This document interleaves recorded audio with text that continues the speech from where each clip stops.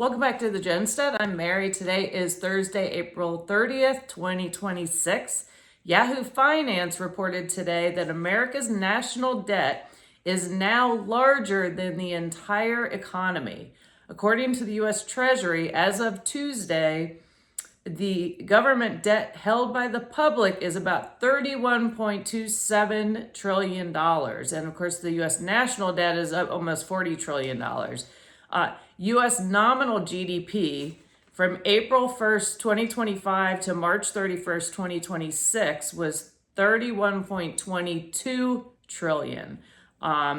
So again, America's national debt is now larger than the entire economy. The article went on to say, already in this fiscal year, the U.S. has spent $1.17 trillion more than it collected, with the annual deficit projected to grow nearly $2 trillion in the coming months.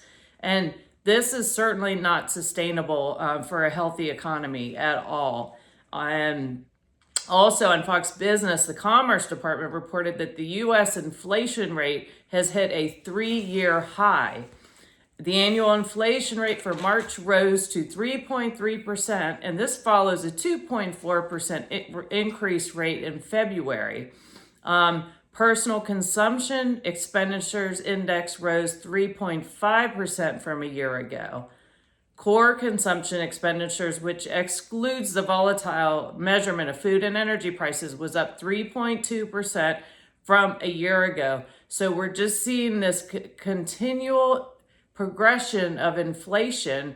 The cost of everything continues to go up. The key drivers to this inflation, of course, were energy costs, food prices, producer prices, and then other factors would be the supply chain adjustments, and the persistent pressures on the goods. And of course, this persistent pressure on goods is going to increase because we have a choke in the supply chain of crude oil, where the Strait of Hormuz is shut down, and so many products depend on crude oil. And I think people are going to find out this summer exactly how many, and I think it's going to be quite a wake-up call for a lot of people, because even if everything were resolved today, that things will not be able to be back on track for a minimum of 9 months.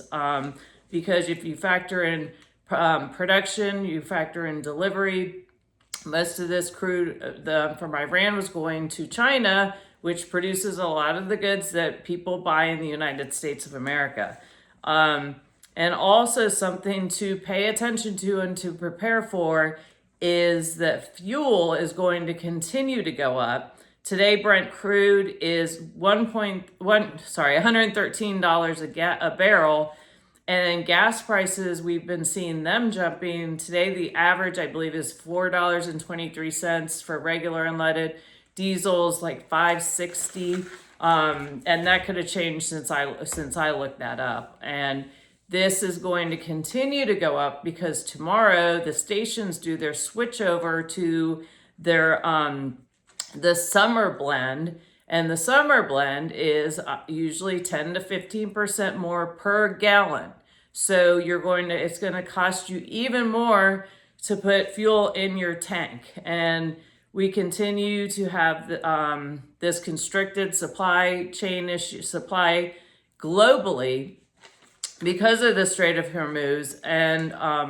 And also on top of that, we're seeing oil refineries that are being either blown up or they're on fire. We had the Valero Port Arthur, which is in Texas, oil refinery, which is one of the largest producers in the United States. Last month, that had a major explosion, and that's capable of producing up to 435,000 barrels of oil daily, according to the research that I did.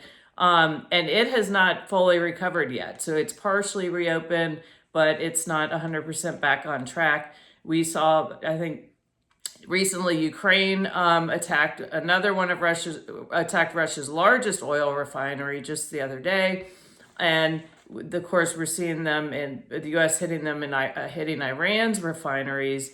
So you're putting this whole supply chain issue and then on top of that, we're having oil refineries that they're catching on fire, they're being sabotaged and so forth. And so really hitting into that production ability. And in the long run, that's going to put a crimp, obviously, in the actual supply of oil globally. And add that also to the fertilizer shortage because of the Strait of Hormuz being closed, and on top of that, the drought issues that we're seeing, and you're going to see food production issues. And so coming into September, or not September, but you'll start seeing this summer, most likely you're going to see even prices go up even more. And on top of that, supply issues. And so you'll be seeing shortages of particular items. So, and then again, I'm not trying to be a doom and gloomer, but this is the reality. And we've also seen the World Economic Forum talking about 2030 and talking about energy crises, be it an energy crisis or energy lockdowns, on top of cyber concerns, cyber wars, etc. So it's important to be paying attention to what's going on and do the best that you can do to be prepared today, because we all have seen what can happen. You see anytime if there's a severe weather event, how that can affect your area. But imagine we're talking on a global scale, and also you're going to be seeing famine issues in the poorest of countries that can't afford to get the fertilizer, whereas the wealthier countries are still going to be able to get fertilizer. They're just going to be paying a lot for it.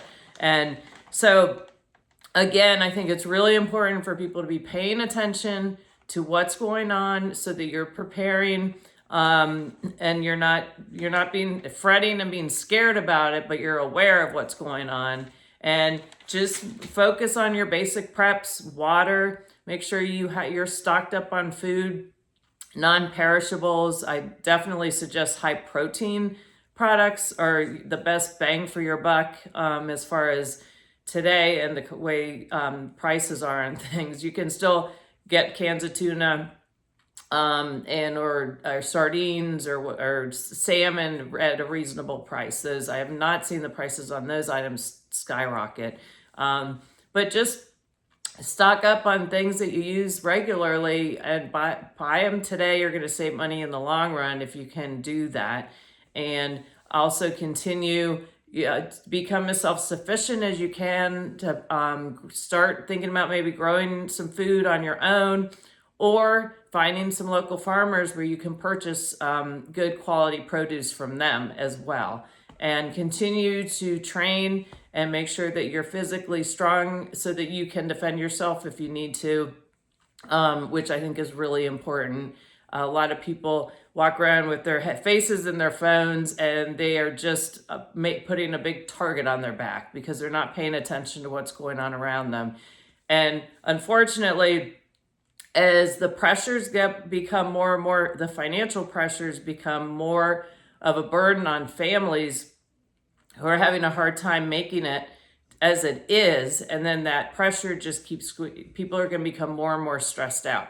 So really important to pay attention to who's around you and what's going on, and to make sure that you're handling the situations properly and not overreacting, because as we see, people can fly off the handle very quickly. We see a lot of these stories about road rage incidences and so forth. And I barely even honk a horn at anybody anymore. I just kind of back off, let them go, unless they're going to back into me. I will hit the horn. But if they're driving like if they're irritating me, or they're just not being what's the word I'm looking for?